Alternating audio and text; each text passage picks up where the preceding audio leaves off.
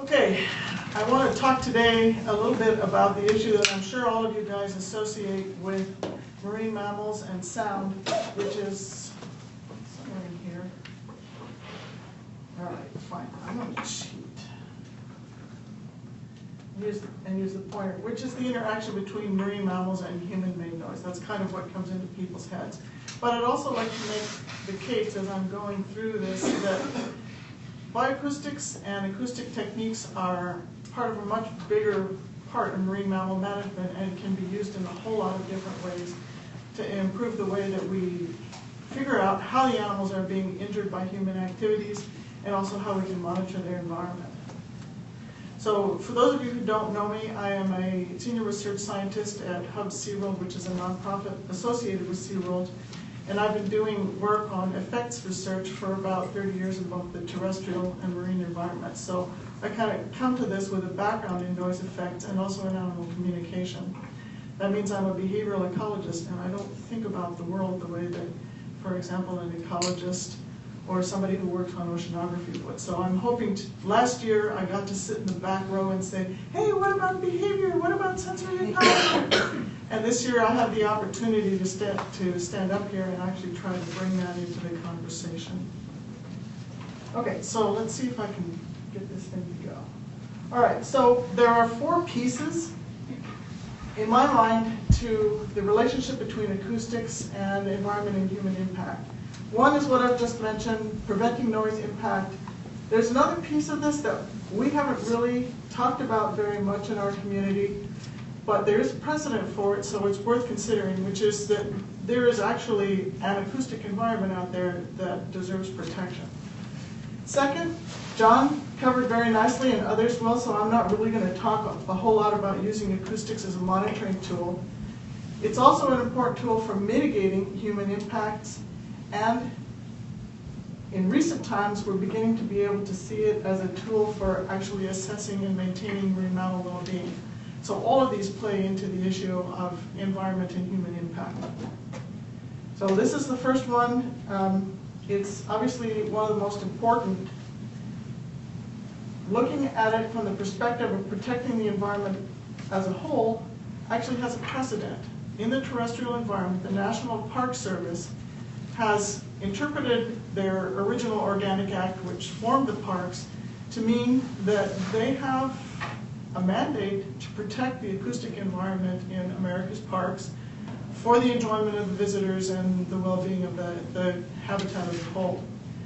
This is something that they have interpreted explicitly as making sure that there are areas where the conditions that were present in 1916 are still present today. Big challenge for them, I think for the acoustic conditions in the marine environment, it's an even bigger challenge, but it's something that people are starting to think about. And NOAA has recently announced plans to develop a comprehensive sound budget for the marine environment as a part of the process of looking at just where are the problem areas and what is and is not important. Now, the tricky part about this is that in the marine environment, sound travels much more efficiently than it does in air. So whereas in the parks you can envision a place where the planes can't go, in the marine environment it's hard to envision an area where shipping and other human-made noise can't go. So we'll have to see how that goes. Okay, so what noise effects should we really be looking for? Now, if you read through the stuff that occurs in hearings and people's documents, there's a large range of things that people have speculated about. I kind of want to bring this back to, maybe we can't anticipate everything, but we can certainly use the information that we have available from lab animals in the human environment to start talking about the places where it makes sense to look first for potential impacts. So this is kind of an array. Now, notice that I've broken it into short-term kinds of things that we can observe by, for example, looking for hearing deficits. For marine mammals and for management purposes, obviously, what we're interested in is the extension of these things to population level effects. So let's think about both of these. In the marine environment, we have started looking for hearing effects on sound production, primarily changes in acoustic communication. and some effects on behavior. All these other areas are ones that have been identified as being potentially important for humans and other animals. So we've got a lot of work to try to extend our efforts into these other areas, especially considering that we expect the worst impacts to occur over long term. In other words, the acute event where an animal is exposed to one thing and then all of a sudden they have a problem doesn't occur very often in a terrestrial environment, and we can expect it not to occur very often in the marine environment. So we need to be thinking in terms of, okay, how do I get at the issue of these long-term cumulative compounding effects? In the terrestrial environment, we already know that you can expect to see significant changes in distribution. We've seen that in the marine. And we've also seen changes in community structure. There's some beautiful work that has recently been done on birds showing that in the presence of continuous noise from compressor stations, you can see a complete change in the community of birds, changes in predator-prey interactions, and a lot of other things as a result of this long-term exposure. So this is something that we need to be looking for in marine mammals as well.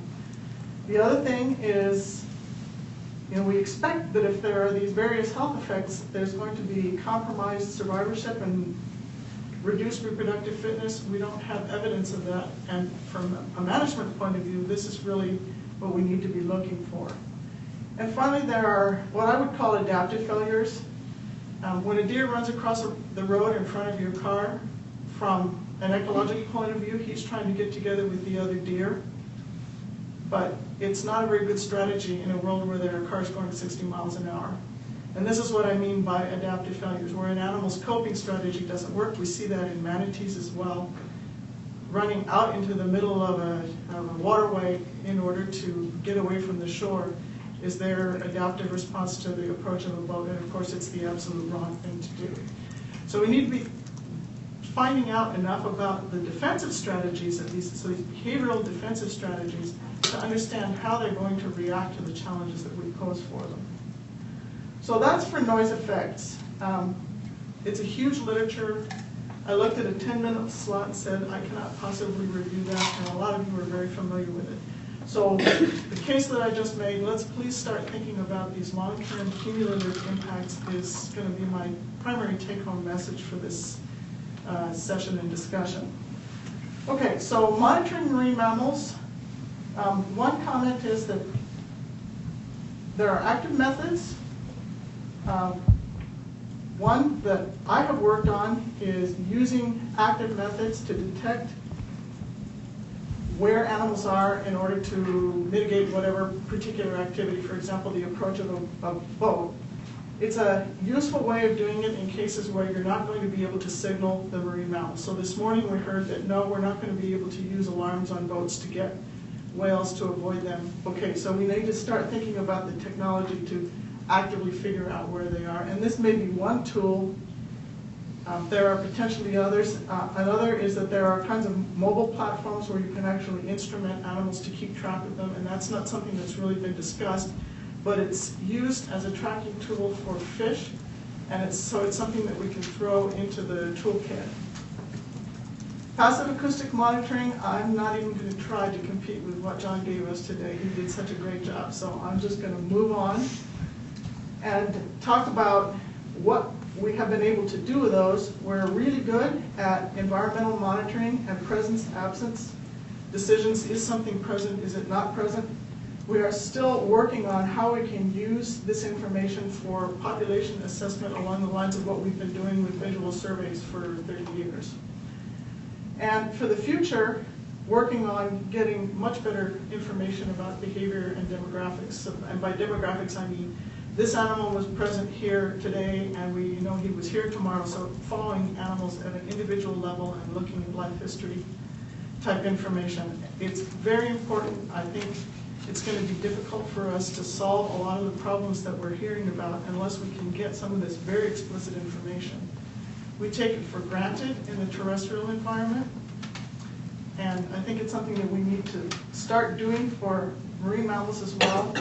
And to me, acoustics is the tool for this purpose. Okay, so One thing about using these tools is there may be unintended consequences. One of the things that, as I was going through preparing for this lecture, I realized there is a vanishingly small literature on the effects of what I would call operational sonars, navigation sonars, fish finding sonars, and so on.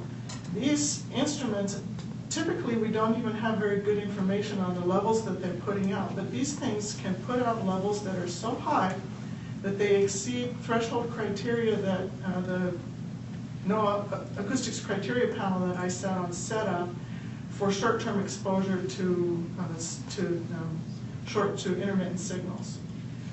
Now, these animals are not just occasionally running, I mean, these boats are out there all the time, and occasionally animals will bow ride on them. So it's an area that really deserves a lot more attention than it has received. Another is mitigation sonar. As I said, it's a potentially useful tool, but we're still trying to figure out how animals are going to interact with this. For example, Adam Frankel gave a nice talk at the 2005 Marine Mammal Conference showing that, in fact, they had designed the sonar to be above the level of hearing of a gray whale, but in fact they were able to hear them. So we need to put a lot more thought into the interaction between sounds that we're producing for diagnostic purposes and how animals perceive them and what they do when they react to them.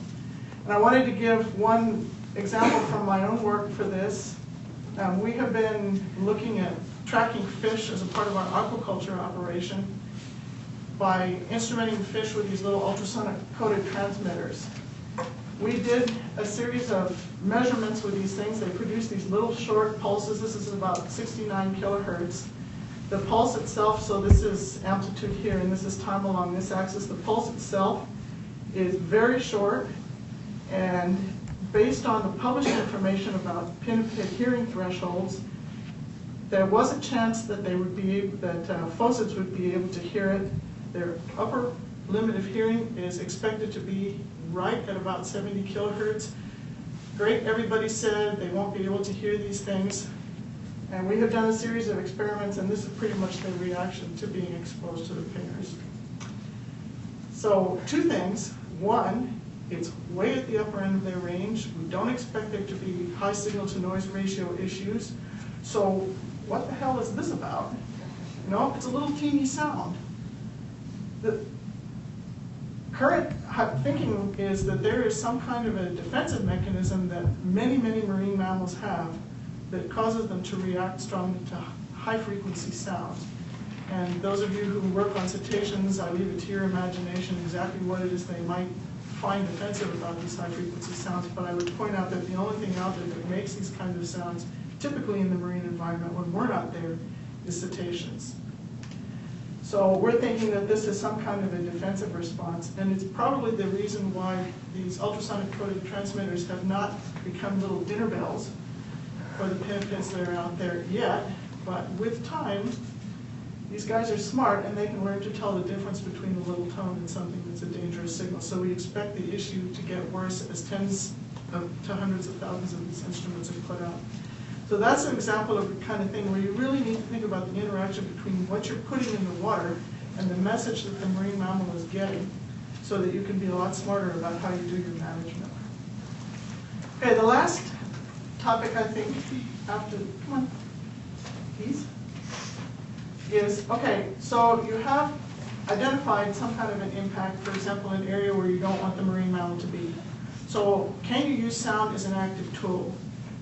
And we've done quite a lot of work on net alarms and marine mammals, and it's starting to be clear that what we called net alarms, which were supposed to be warning devices, are actually low amplitude acoustic harassment devices. Now, not all species respond with avoidance to these things. This is a manatee, and this little thing right here is one of the pingers that we've been putting on nets in order to prevent interactions. We thought, well, maybe manatees will avoid these things just like small cetaceans do. This is what the manatee did with it. So, to me, the explanation for this is, for a manatee, touch performs the same function in their lives that vision does for us. If you want to know what something is, we look at it and they touch it. So if I put a funny looking peeping thing in the water, the first thing that they're going to do is go up to it and touch it, and that's what we've seen with everything that we've put in the water with them. So you really need to come to the table with these sorts of plans with a grip on the sensory ecology of the animal. And this is just my favorite take-home lesson.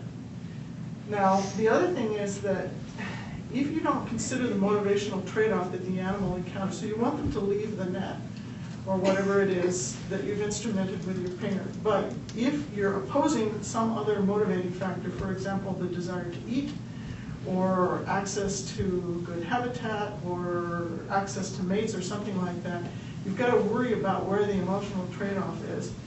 And for the animals that we've looked at, food wins over sound pretty consistently. So it's important to do experimental work to find out exactly how these motivation trade-offs work. Now, we did a series of experiments exposing these little guys, which are a model for the harbor porpoises. They're commercens dolphins, a small phocenid. And in a series, we gave them baseline exposure to nothing, and then put a pinger in the water for the same period of time in a parallel set of experiments. So we're running these baseline and then a trial and then a baseline and a trial. And the idea was the baseline was supposed to be kind of flat. If you looked at the percent of time that they spent hiding in a refuge pool away from access to this device, and we expected them, this is a pinger, it's a tiny little sound. The signal is not that high. Their own vocalizations are in the same general range. And instead of seeing habituation, we found two things. One, very high surface activity was prominent in the first couple of trials, and then it descended to almost nothing. Oh, habituation, but no. At the same time, they were going to heck with this and spending the entire trial in the refuge pool. Now, when you see a pattern like that, what that says to a behavioral person interested in noise is that they get sensitized. This is not a sound that you're habituating to, that you are beginning to regard as a normal part of your environment. It's offensive, and they adopted a coping strategy of simply leaving the area. So this is strong evidence to me that these signals are extremely aversive to these animals, and that in fact they are acoustic harassment devices. And so when you're planning the use of them, you really need to think in terms of that being the mechanism of operation. Okay, finally, acoustics is a wonderful tool for assessing and also providing an enhancement of marine mammal health. And I'd like to give one example that I think is pretty clear to everyone, the possibility that we might be able to use sound as a tool to assess hearing damage. Now, we think of noise as being the cause of loss. You know, every time an animal comes ashore, if there's some sign that there's something the matter with its hearing, or even the thought that there might be, oh yes, it's got to be maybe sonar or seismic or some other signal like that. In point of fact, there are a lot of causes of hearing loss, including genetic and congenital defects, pollutants, ototoxic drugs that they may have been given during some kind of a rehabilitation process, injury in fights or accidents, parasites, old age, and starvation can all have a significant effect on hearing. We know very, very little about the population biology of hearing in any wild animal, and that's certainly the case with wild marine mammals. So it's important to take advantage of strandings and other interactions with marine mammals to find out as much as we can about what's going on out in the wild. And there's now mounting evidence for hearing deficits as a cause of strandings, which I'll talk about a little bit more in a few minutes.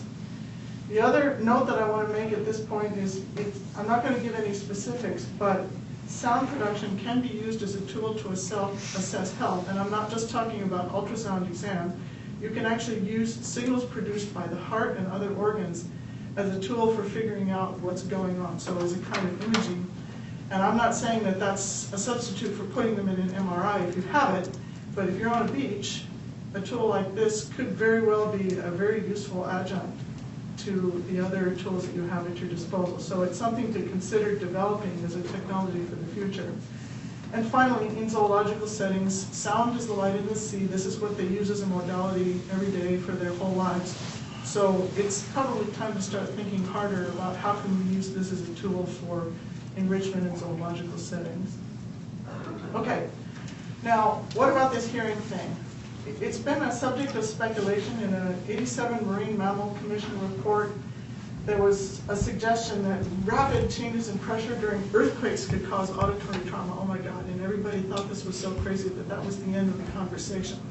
But the truth of the matter is that when you see this, a whole bunch of animals coming ashore, you have to ask the question, maybe there wasn't something the matter with all of them. Maybe it's time to start thinking about this, the social relationships among the animals, as being an important factor in stuff that you see happening, for example, these mass stranding. So it may be that there's only one animal that has a problem. The suggestion that there might be auditory trauma as an issue is something that's sort of percolated in the community. This is the most graphic example that I could come up with, but it's something that people have talked about for a long time. So what's the evidence that it actually occurs? In collaboration with the Navy, we measured the hearing of a young stranded pilot whale using auditory evoked potential methods. That paper is just about to come out. And we found substantial evidence for hearing deficits in this animal. So this is a nice, clear example of an animal that came ashore. There was no particular reason to suspect that it had been exposed to noise or had hearing damage. But sure enough, when you actually go to the beach and make the measurements or conduct them when you have access to the animal back at a rehabilitation facility, this is what happens. Dave Mann and a whole series of collaborators have just published a paper in PLOS One showing that they had deficits for 8 species of cetacean stranded or entrapped along the Atlantic and in that general vicinity. 5 of 14 steno and 4 of 7 tursiops in their sample had hearing deficits that would have been sufficient to cause some kind of debility. So this is not just a quick thing. This is something that needs to be considered at live strandings whenever possible. And I want to give you a little bit of information about the measurements that we made on this pilot whale that came to San Diego, because his story is absolutely remarkable. He came in to Curacao in the Netherlands Antilles, very nearly dead. SeaWorld participated in a rehabilitation program. They thought they had him back to health. He was following boats. He was able to follow a boat, traveling at about 25 knots for over 10 miles. I mean, this animal was an enormous monster. So they took him out to sea and tried to ditch him, and he wouldn't go. He followed the boat all the way back, porpoising after this rescue vessel, and repeated efforts, similar efforts, including some efforts to get him close to other pilot whales, resulted in no success. So this is why he's currently at SeaWorld. When he came, we made measurements. Now this is what a normal auditory evoked response looks like with these nice waveforms here. At the frequency where we were able to get a tiny little response, this is what it looked like. So we know that he can detect. This open circle is the one detection that we got from this whale. And this is a curve for a pilot whale who we presume to be normal. We don't know that much about their hearing, but with best reception capability, sort of in the 20 to 50, 60 kilohertz range, and then rolling off at about 80. So each of these squares is a place and a level where this young pilot whale was tested. This is the only one where we got a response. So this tells us two things. First of all, this kind of audio-evoked potential response using a jaw phone on the beach is a great tool, but it doesn't tell us anything about his capabilities at the low end of the range, which is a management question that we have at SeaWorld. And the other is that the entire upper end of his range is gone.